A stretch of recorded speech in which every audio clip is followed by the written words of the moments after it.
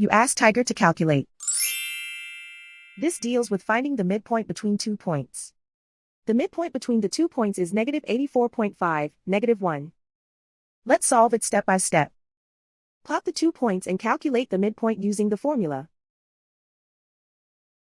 The coordinates of point 1 are, x1 equals -98, y1 equals 79.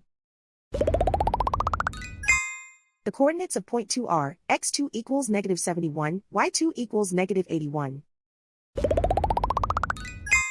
PM represents the midpoint of the 2 points.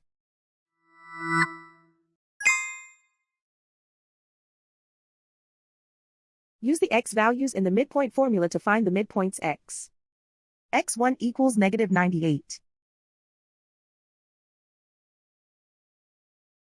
x2 equals -71. Simplify the arithmetic.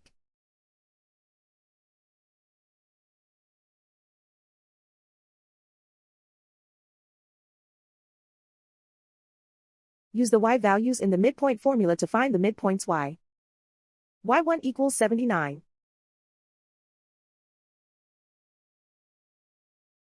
y2 equals -81. Simplify the arithmetic.